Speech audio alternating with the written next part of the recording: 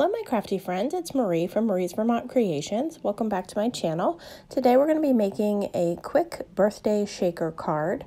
The sentiment that we're using for the happy birthday wish is from Beautiful Flowers, which is a gorgeous stamp set. It has a large floral image and a lot of great sentiments in it, but it has a very simple happy birthday, so we're going to be using that.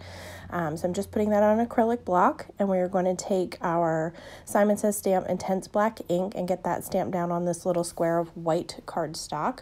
It's going to be the center of our shaker card, so that's going to be the piece of paper that seals in all of the shaker bits when we're ready to do it. So we're just going to get that stamped down right there in the middle.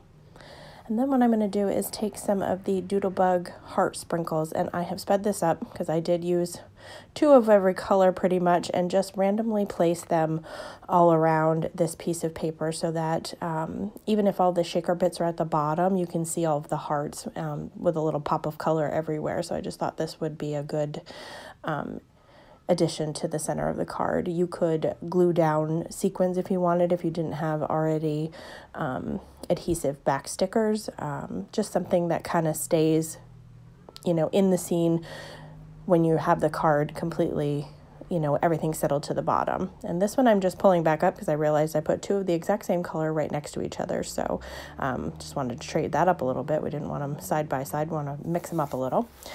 So then this is the frame that I made out of some of the rainbow cardstock that I'd received in a kit a while back. So I'm just going to put some tape around all of the outside, some score tape. And this is the quarter inch, score tape. So we're just going to put that all around and then take a piece of clear plastic. You can use old packaging. I happen to buy some of the old projector sheets off of Amazon. I have a huge package of, I think, 100, and they weren't very expensive. So you can cut those down to size, but any clear plastic will work. So just going to take the backing off of these and stick that clear plastic down, and that's what's going to keep all of our fun shaker bits inside. It won't have them spilling out. The last side here, and we're going to get the clear plastic put down. Yeah, that's the kind that I have. They have heat resistance, so if you wanted to heat emboss on it, there's all different kinds of them, but just any regular old plastic will work. And just making sure that I have that good and adhered down.